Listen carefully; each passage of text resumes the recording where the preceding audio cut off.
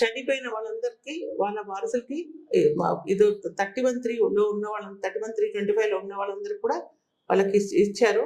ఇప్పుడు ఎవరు చనిపోతారో వాళ్ళ లిస్ట్ బోర్డు మీద పెట్టామని ఎవరు అర్హులు ఉన్న వాళ్ళు కూడా లిస్ట్ అంతా కూడా అక్కడ సంఘం బయట బోర్డు మీద పెట్టమన్నాము.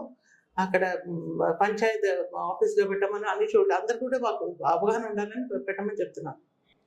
ఇప్పుడు మన సహకార సంఘంలో కొన్ని లోన్స్ తీసుకొని ఉన్నారు కదా, వాటిని ఎట్లా మళ్ళీ అంటే గవర్నమెంట్ తీసుకునే బెనిఫిట్స్ నుంచి ఈ చేనేత సహకార సంఘాల నుంచి వచ్చిన ఫండ్స్ ని లబ్ధిదారులు ఎవరైతే మన వీవర్స్ ఉన్నారో వాళ్ళకి వీవర్స్ అంటే బెనిఫిట్ ఏ విధంగా చేయబోతున్నారు? ఇప్పుడు మీరు చెప్పినట్టు గవర్నమెంట్ ఇచ్చిన అన్ని బెనిఫిట్స్ సహకార సంఘంలో వస్తాయి. బయట ఉన్న సభ్యుడు కూడా బయట ఉన్న పనిచేసిన ప్రతి కార్మికుడు కూడా వస్తుంది. ఇప్పుడు లోన్స్ అంటారా, సంఘాలు అందరు కూడా లోన్స్ ముద్రా లోన్స్ ఒక 10 మంది తీసుకుని ముద్రా లోన్స్ బయట వాళ్ళకి ఇస్తున్నాము. సంఘంలో ఉన్న వాళ్ళకి కూడా ముద్రా లోన్స్ అన్ని ఇస్తున్నాము. గవర్నమెంట్ ఏమేమి చేస్తున్నదే సంఘంలో ఉన్న వాళ్ళకే కాకుండా ఇతర వాళ్ళకి కూడా ఇస్తున్నాము. ఇది సంఘంలో ఉన్న వాళ్ళకి ప్రత్యేకంగా ఏమీ లేదు.